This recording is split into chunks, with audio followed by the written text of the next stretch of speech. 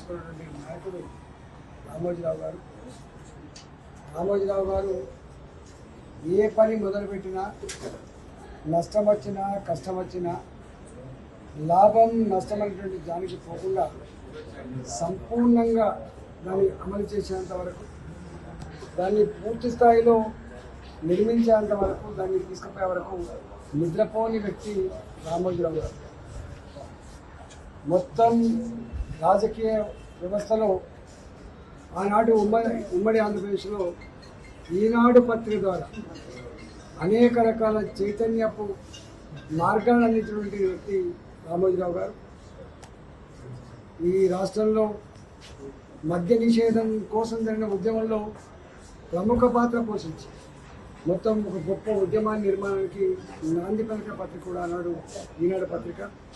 నిక్కచ్చిగా నిజాయితీగా ఎవరికి భయపడకుండా వెరవకుండా తనకంటూ ఒక వరుణి సృష్టించినటువంటి పత్రికగా రామోజీరావు గారు ప్రసిద్ధికి కీర్తి.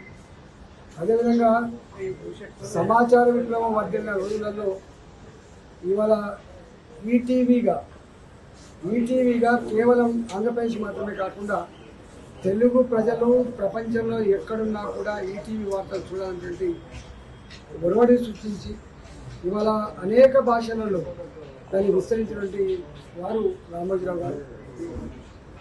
వారు వ్యాపార రంగంలో కూడా గొప్పగా రాణించడమే కాకుండా హైదరాబాద్లో ఒక గొప్ప ఆనిముత్యం లాంటి ప్రపంచ ప్రజలే గర్వించే పద్ధతులు కూడా వారు రామోజీ ఫిలిం సిటీ నిర్మాణం చేసి అక్కడి ప్రజానీకానికి ఉపాధి కల్పించడంలో, వేలాది మంది లక్షలాది మంది టూరిస్టులను అట్రాక్ట్ చేయడంలో, వేల సినిమా నిర్మాణానికి తోడ్పాటు అందించినటువంటి వ్యక్తి కూడా రామోజీరావు గారు.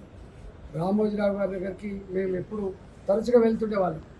మాలాంటి వాళ్ళకి విలువలతో కూడుకున్న రాజకీయాలు చేయాలి, రాజకీయ నాయకుడు సమాజం కోసం తప్పించేవాడిగా ఉండాలి తప్ప ఇవాల్టిలాగా ఉండకూడదని చెప్పి పదే పదే మాకు చెప్పేవాళ్ళు.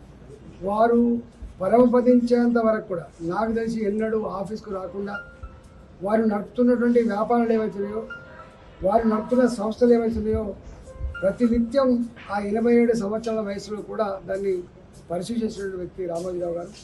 రామోజీరావు గారు లేరు అనేటువంటి వార్త యావత్ తెలుగు ప్రజానికానికి ఒక తీరని లోటుగా భావిస్తూ ఉంది.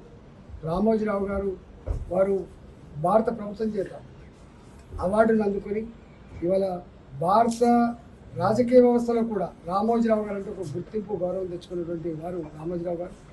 రామోజీరావు గారు లేని లోటు తీర్చలేంది. అందువల్ల వారి కుటుంబానికి ప్రగాఢ సానుభూతిని తెలియజేస్తూ వారి ఆత్మకు శాంతి కలగాలని చెప్పి కోరుకుంటూ వారికి నివాళులు అర్పిస్తాం. అసలైన తొలి వెలుగు. ఫాలో వాట్సాప్ @తొలి వెలుగు official.